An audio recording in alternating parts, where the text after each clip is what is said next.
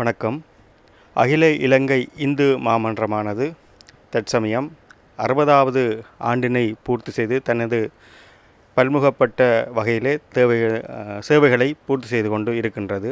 இறைவனி நிற்க என்னும் மகுடத்தின் கீழ் இந்து மாமன்றமானது செயற்பட்டு கொண்டிருக்கின்றது. இந்த வைர விழாவினை முன்னிட்டு அண்மையிலே நடத்தப்பட்ட மாநாட்டிலே வாசிக்கப்பட்ட கட்டுரைகள் எல்லாம் தொகுக்கப்பட்டு, அதைவிட மேலதிகமாக கட்டுரைகள் எல்லாம் தொகுக்கப்பட்டு இந்து ஒளி எனும் பெயருடன் 2 பாகங்களாக வரும் 28ஆம் 29ஆம் தேதிகளில் வெளிவர இருக்கின்றது. அது பற்றி அகில இலங்கை இந்து மாமன்றத்தினுடைய தலைவராக இருக்கக்கூடிய திருவாளர் கந்தையா நீலகண்டன் அவர்கள் இப்பொழுது எங்களுடன் இருக்கின்றார்.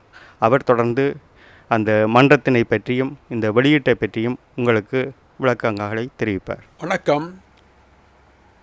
6 சதாப்தங்களாக இந்த நாட்டின் இந்து நிறுவனங்களின் உச்ச நிறுவனமாக இந்து நிறுவனங்கள் மற்றும் ஆலய அமைப்புகள் எல்லாவற்றையும் சேர்த்து ஒரு கூட்டு நிறுவனமாக இந்த நாட்டிலே இந்து மக்களுக்காக சேவை செய்து வருகின்ற அகில இலங்கை இந்து மாமன்றம் வைர விழா கொண்டாடுகின்ற இந்த சந்தர்ப்பத்திலே வைர விழா மலர் ஒன்றினை 28ஆம் தேதி சனிக்கிழமையும் 29ஆம் தேதி ஞாயிற்றுக்கிழமையும் வெளியிடுகின்றோம். அந்த மலரிலே 100க்கு மேற்பட்ட கட்டுரைகள், எல்லாம் ஆன்மீக விடயங்கள் சம்பந்தப்பட்ட கட்டுரைகள், ஆராய்ச்சி கட்டுரைகள் 2 தொகுதிகளிலே ஒரு பெட்டகத்திலே வைத்து வெளியிடப்படுகின்றது. யாழ்ப்பாணத்திலே நடக்கின்ற வெளியீட்டு வைபவத்திலே வடமாகாண முதல்வர் விக்னேஸ்வரன் ஐயா அவர்களும், கொழும்பிலே நடக்கின்ற வெளியீட்டு வைபவத்திலே எதிர்க்கட்சித் தலைவர் மாண்புமிகு சம்பந்தன் ஐயா அவர்களும், அமைச்சர் மனோகணேசன் அவர்களும் மற்றும் பல பிரமுகர்களும் பங்கு பெற்று இருக்கிறார்கள்.